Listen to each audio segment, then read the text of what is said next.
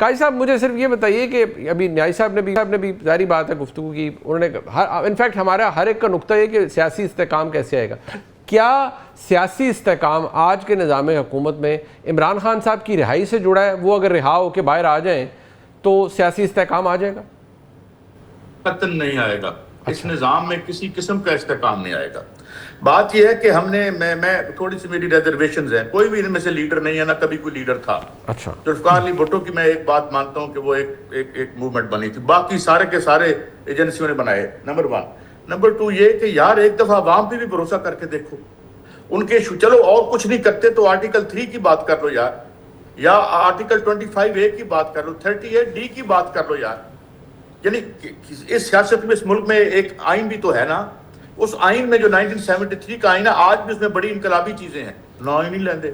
और अभी क्या कह रहे थे वो जो बलूचिस्तान के हमारे लीडर हैं, भला सा नाम है उनका, बात की किसी ने कि यार यहाँ 16 साल के बच्चे को तालीम देना रियासत का फर्ज है, ये लिखा हुआ है 25A में। 38D के तहत जो है इन्फर्मिटी में इलाज वगैरह ये सब कुछ, और उसकी मकान की छत देनी है आपने, और उसके बाद आप सिर्फ हमारे ऊपर टैक्स लगाने के लिए लगे हुए हैं। जितना इस मुल्क के आम आदमी पर टैक्स लगा के ये खा रहे हैं, इनकी बिजली का बिल कोई नहीं देता, पीएम की बिजली का बिल मैं दे रहा हूँ, उसकी पेट्रोल तो उसकी मैं करवा रहा हूँ, और वो विक्ट्री साइन बना के आ जाते हैं। और उन्हें पता है कि जनाब, और बुरी तरीके से जितनी सिविलियन एलीट जो है, पाकिस्तान की सिविलियन एस्टेब्लिशमेंट जो क्रिएट हुई है, ये जिस तरह इन्होंने कैपिचुलेट किया जिनमें लम्बे पहने, इसकी मिसाल मिलती है कोई? बिल्कुल अपने आप को लीडर कहते हो, केड़ा वजीर आजम है, कौन है की वजीर आजम? मैं क्वेश्चन करता हूँ ना कि मेरा वजीर आजम है ना, क्या है उसके, क्या इख्तियारात है यहाँ पे? वो क्या, ये अभी इन्होंने कहा कि भाई ठीक कहा कि ये पूरा नहीं किया, टाइम की पूरा करना है, जब अपने सर पे आए ही नहीं है तो जिन्हें ले आंदा उन्हें कहना चल भाई निकल जाना है। तो ये है बात, ये है कि जब तक अवाम के इश्यूज को सियासत में नहीं लाएंगे, कोई स्टेबिलिटी नहीं होगी इस नालायक क्लास ने। ये तो अपने आप को नहीं यार कर सकते, ये तो अपने 5 स्टार 7 स्टार स्कूलों के जो है वो इनके पास पार्किंग कोई नहीं है। ये अपने तबका जिसके नोटों से ढेर है, वो उसकी डिमांड तो नहीं पूरा कर सकते, अवाम की डिमांड क्या पूरी करनी। अच्छा ठीक, ये जो बात अभी हसन साहब अभी काजी साहब ने की, यानी कि इमरान खान साहब की रिहाई से उन्होंने कहा इसका कोई ताल्लुक नहीं है, और वो जो वैसे वज़ीर आज़म की जो हालत है, आप एग्री करते हैं कि इख्तियार का तो मसला रहा है हमारे मुल्क के अंदर, और बार बार बाद में कहते हैं अवाम पर एतमाद करके देख लें। अवाम पर एतमाद क्या है कि जो अवाम जिसको वोट डाले उसको इक़्तिदार में आना चाहिए, बात ख़त्म। नहीं, मैं काजी साहब से इत्तेफाक नहीं करता।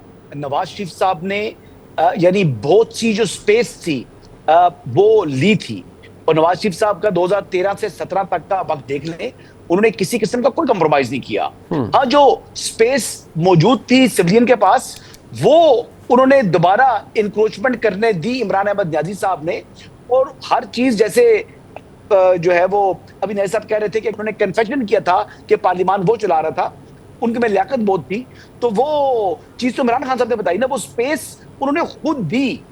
उसके बाद वो स्पेस को दोबारा क्लेम करने में बड़ा वक्त लगता है। ये इस तरीके से नहीं हो सकता जिस तरह जुडिशरी ने यानी पार्लियामान की स्पेस को इनक्रोच किया था, फिर पार्लियामान को वो स्पेस देते हुए 10 साल लग गए।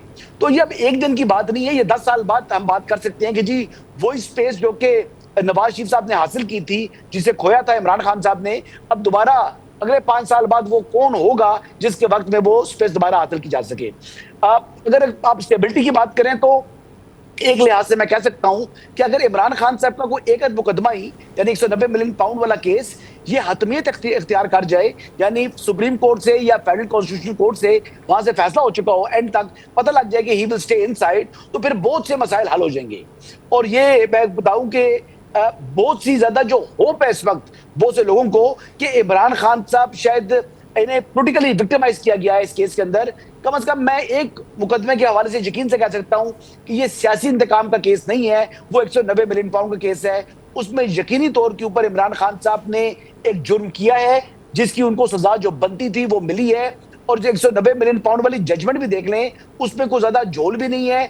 और दूसरी बात यह है कि उसमें जो ड्यू प्रोसेस है ऑफ ट्रायल वो अडॉप्ट किया गया है, तो उसमें इमरान खान की बचत नहीं है अनटिल कि अनलेस कोई और तरीका हो जाए, कोई मौजा हो जाए तो उसकी बचत हो जाए। मुझे तो लग रहा है कि अगर उस केस की फाइनलिटी इख्तियार कर लेगा तो खासा इस्तेकाम आ जाएगा मुल्क के अंदर। आपको लगता है खान साहब के जेल में रहने से, उनको सजा होने से ही मुल्क में सियासी इस्तेहकाम आएगा? तो सजाएं तो उन्हें और कैसे केसेस में भी हुई हुई है ना हसन अय्यूब साहब, तो कौन सा इस्तेहकाम आ गया? हतमियत हो जाएगी जब ये होप खत्म हो जाएगी कि वो बाहर आ रहा है। अच्छा, मतलब आप कहते हैं यानी कि जब उनकी अपीलें भी खारिज हो जाएंगी और जब सारा हर चीज़ ही, मतलब आप तो सिरे से ही उनको, मतलब उनको अंदर ही फिर आपको रखने का प्रोग्राम है। न्याय साहब, आ जाएगा फैसलों के, यानी कि हतमी जब फैसले हो जाएंगे बकौल हसन अय्यूब साहब की और ये साबित हो जाएगा कि खान साहब बाहर नहीं आ सकते अदालती फैसलों के नतीजे में, तो फिर मुल्क में इस्तेहकाम आ जाएगा? मेरी फिक्र का फर्क है और मुझे अपनी फिक्र के मुताबिक ही कुछ बात करनी होती है। लेकिन जी बात यह है कि भुट्टो साहब को जो है आपको पता है फांसी भी लटका दिया गया, तो क्या मिल गया? नवाज शरीफ साहब को 10 साल हमने जेल में डाल दिया, तो क्या मुस्लिम नूर खत्म हो गई? ये लीडरों को इस करने से खत्म नहीं हुई और करती ना कोई इसका काम आता है। मुझे सिर्फ 2 बातें करनी है कि G20 है मुनीर साहब जी, ये सारे के सारे तकरीबन स्विट्जरलैंड है जो little less than $1 trillion economy है। यूएसए की $28 ट्रिलियन से लेकर स्विट्जरलैंड तक G20 है। इनके अंदर सब में एक ही चीज कॉमन है, पॉलिटिकल स्टेबिलिटी। और इसके निजाम कम्युनिज्म भी है, चाइना का और रशिया का।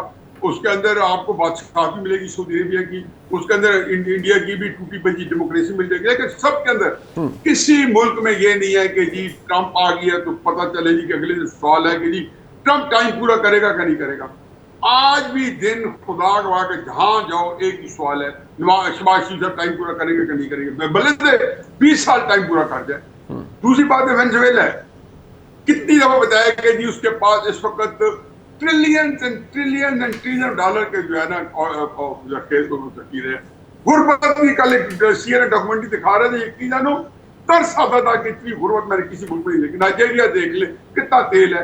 तो ये सारी मिसालें हमारे सामने हैं। बल्कि आप लोग एक इक्तिसादी तौर पर मैंने तो 3500 साल की डॉक्यूमेंट्री हिस्ट्री में एक ही चीज देखी है कि पॉलिटिकल स्टेबिलिटी में आपकी इक्तिसादी तरक्की होती है और साथ ही इस्तेहकाम के अंदर मुल्क जो है मुंह के बल कूदा पड़ा होता है।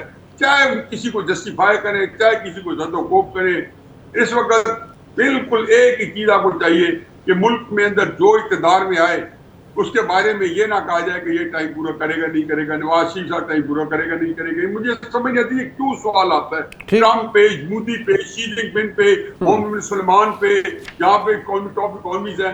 तो अभी भी मेरा ख्याल है वतन की फिक्र करना था। ये तो हो नहीं सकता कि आप एक बड़े बड़े काम करें। 1969 में आप चीन और अमेरिका के तलकात बहाल करें। अमेरिका चीन को तस्लीम नहीं करता था। आप एक 65 की एक बहुत बड़ी जंग जीत जाएं और उसके बाद आप पाकिस्तान तोड़वा बैठे। अगर ऐसे ही चलने तो चलने से हम क्या कर सकते हैं? हमने तो एक जो अल्लाह ने थोड़ी समझ बुझ दी है और आप मौका दे देते हैं, उसमें आप भी क्या कर देते हैं कि यार समझदार लोग हैं, सारे लोग पाकिस्तान में मोहब्बत करते हैं, पाकिस्तान के लिए जाने कुर्बान करने वाले लोग हैं। तो आगे चले, मुल्क को लेके चले जैसे तैसे है। इसके अंदर किसी खास एंगल से चलाने की कोशिश करेंगे, मुझे सब मुल्क आगे नहीं चल पाएगा, नहीं चल पाएगा। ज़रूरी है सियासी इस्तेहकाम, उसकी आज भी गुंजाइश मौजूद है, बल्कि फुकदान है मैं समझता हूँ बेशुमार।